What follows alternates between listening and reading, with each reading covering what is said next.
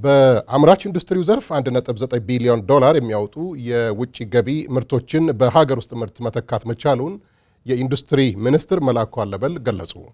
ከውጭ ሀገር የሚገቡ ምርቶችን በሀገር ውስጥ የመተካት ምጣኔ ማደጉን የገቢዎች ሚኒስትር ገልጸዋል። ዘገባው ኢትዮጵያ ዜና አገልግሎት ነው።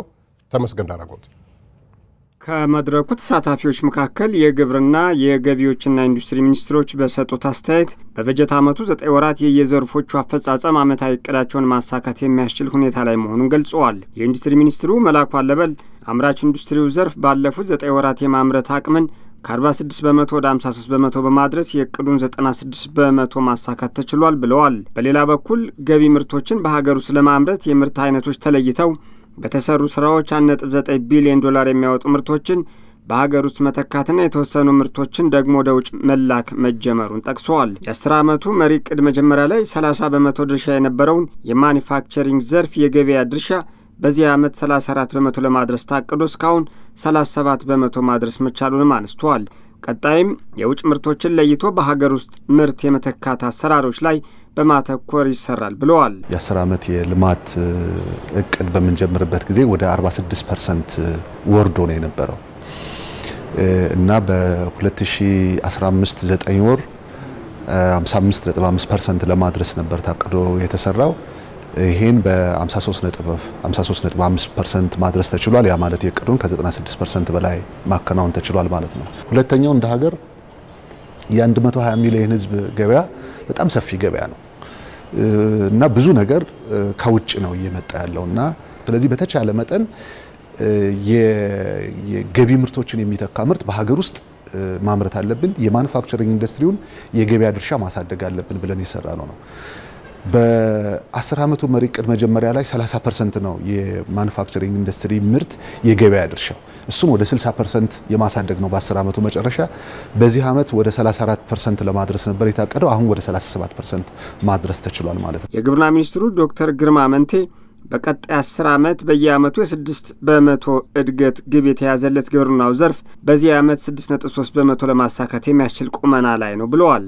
ከውጭ የሚገኙ ምርቶችን ለመተካት በተሰሩ ስራዎች ስንዴንና የቢራ ገብስን ሙሉ በሙሉ በሩዝ ደግሞ 50 በመቶ መተካት እንደተቻለ ጠቅሰው በቀጣይ 3 ዓመት ሩዝ ሙሉ በሙሉ በሀገር ውስጥ በማምረት ይተካል ብለዋል። ከዚህ በፊት በቢራ ገብስ አሳክተናል። የቢራ ገብስን ኢምፖርት ሙሉ በሙሉ አስቀርተናል።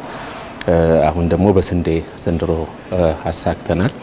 በቀጣይነት በትልቅ ቁጥር ከውጭ የምናስገባው ምርት ሩዝ ነው። ሩዝን እስካሁን በተደረጉ ጥረቶች 50 ከመቶ ኢምፖርት መተካት ችለናል።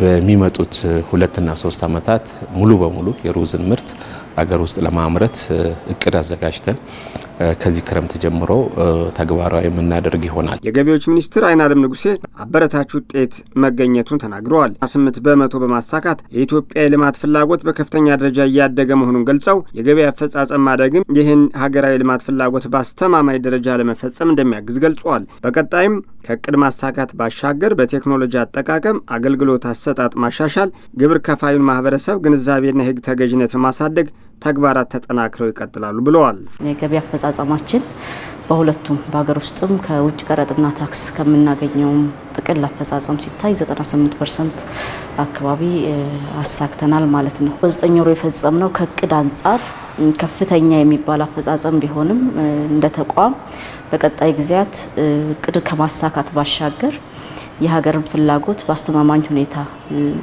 ላይ ሊያስቀምጥ የሚችል የገቢ ያሰባሰብ አቅም መገንባት፣ ቴክኖሎጂ ላይ መስራት፣ አገልግሎት አሰጣጥን ማሻሻል እንደዚሁም ደግሞ የታክስ ፔሩን ግንዛቤ በማሳደግ የህግ ተገዥነትን ማሻሻል የሚሉ ወሳኝ ተግባራትን አቅደን መስራት እንዳለብንም የሚያመላክት ነው።